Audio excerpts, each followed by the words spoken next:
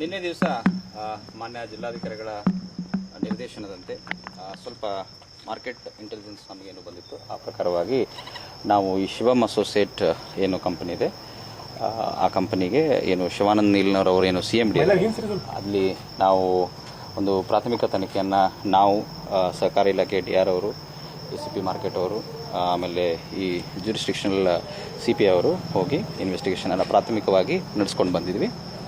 ಆ ಪ್ರಕಾರವಾಗಿ ಒಂದು ವರದಿಯನ್ನು ನಾವು ಈಗಾಗಲೇ ಮಾನ್ಯ ಜಿಲ್ಲಾಧಿಕಾರಿಗಳ ಮುಖಾಂತರ ಸರ್ಕಾರಕ್ಕೂ ಸಹಿತ ನೀಡಿದ್ದೀವಿ. ಈ ಒಂದು ಹಂತದಲ್ಲಿ ಮಾನ್ಯ ಜಿಲ್ಲಾಧಿಕಾರಿಗಳ ಒಂದು ನಿರ್ದೇಶನದಂತೆ ನಮ್ಮ ARCS ಏನಿದ್ದಾರೆ ಅವರಿಗೆ ಒಂದು ಅಥರೈಸೇಷನನ್ನು ಕೊಟ್ಟಿದ್ದಾರೆ. ಆ ಪ್ರಕಾರವಾಗಿ ಅವರು ಒಂದು FIR ಅನ್ನು ಮಾಳಮಾರುತಿ ಪೊಲೀಸ್ ಸ್ಟೇಷನಲ್ಲಿ ನೀಡಿದರು. ಆ ಪ್ರಕಾರವಾಗಿ ಏನು ನಮ್ಮ ಶಿವಾನಂದ್ ನೀಲ್ನವರಿದ್ದಾರೆ ಅವರನ್ನು ಈಗ ಪೊಲೀಸ್ ಇಲಾಖೆ ಬಂಧಿಸಿದೆ.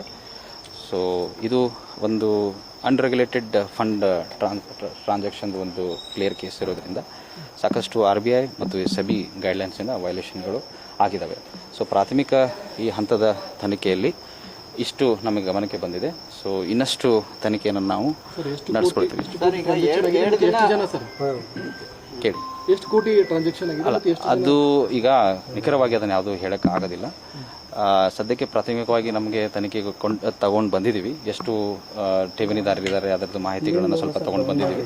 ಸ್ವಲ್ಪ ಅದನ್ನು ಮಾಹಿತಿಯನ್ನು ಈಗ ಅವರು ಕರ್ಕೊಂಡು ಬಂದಿದ್ದಾಗೆ ಸ್ವಲ್ಪ ಇನ್ವೆಸ್ಟಿಗೇಷನ್ ಆದಮೇಲೆ ಸಂಪೂರ್ಣವಾದ ಮಾಹಿತಿ ನಮಗೆ ತಿಳಿತದೆ. ನಾಳೆ ಮಾನ್ಯ ಜಿಲ್ಲಾಧಿಕಾರಿಗಳು ಹಾಗೂ ಮಾನ್ಯ ಪೊಲೀಸ್ ಆಯುಕ್ತರು ಇಬ್ಬರು ಸಹಿತ ತಮಗೆಲ್ಲ ಒಂದು ಪ್ರೆಸ್ ಮೀಟ್ ಮಾಡಿ ಇನ್ ಡೀಟೇಲ್ ಏನು ಆಗಿದೆ, ಆಗು ಹೋಗುಗಳು ಎಷ್ಟಾಗಿದ್ದಾವೆ ಏನೆಂಬುದನ್ನು ಮಾಹಿತಿಯನ್ನು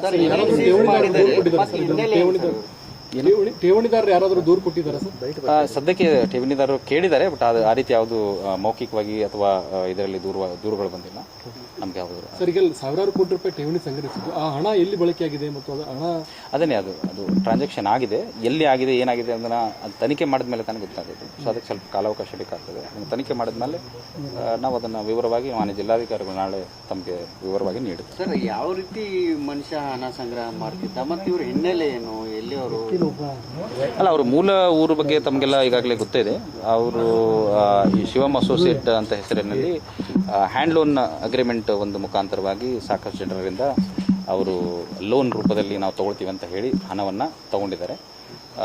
ಕೆಲವೊಂದು ಆ್ಯಪಲ್ಲಿ ಸಹಿತ ನಾವು ನೋಡ್ಕೊಂಡಿದ್ದೀವಿ.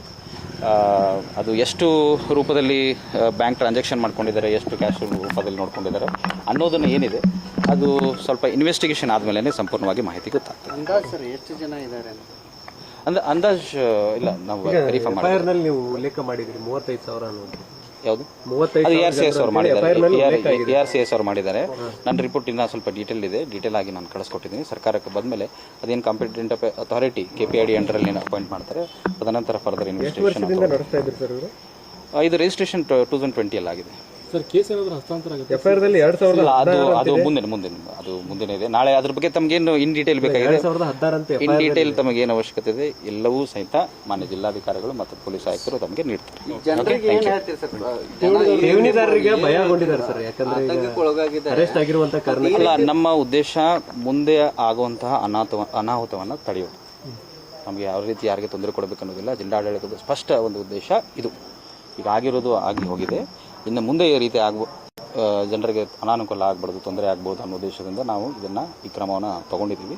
ಅದ್ರ ಬಗ್ಗೆ ಏನಿದೆ KPID ಆ್ಯಕ್ಟ್ ಇದೆ, ಆ ಅಂಡರಲ್ಲಿ ಯಾವ ಗೈಡ್ಲೈನ್ಸ್ಗಳಲ್ಲಿ ಏನಾಗಬೇಕು ಅದನ್ನು ಮುಂದಿನ ಕ್ರಮವನ್ನು ಮಾನ್ಯ ಸರ್ಕಾರದ ನಿರ್ದೇಶನದಂತೆ ನಾವು ತಗೊಳ್ತೇವೆ. ಸರ್ಕಾರದ ಗಮನಕ್ಕೆ ಕಳಿಸ್ಕೊಟ್ಟಿದ್ದೀವಿ. ಮಾನ್ಯ ಜಿಲ್ಲಾಧಿಕಾರಿಗಳ ಮುಖಾಂತರ ಕಳಿಸ್ಕೊಟ್ಟಿದ್ದೀವಿ. ನಾಳೆ ತಮಗೆಲ್ಲ ಬ್ರೀಫ್ ಮಾಡ್ತೀವಿ. Thank you.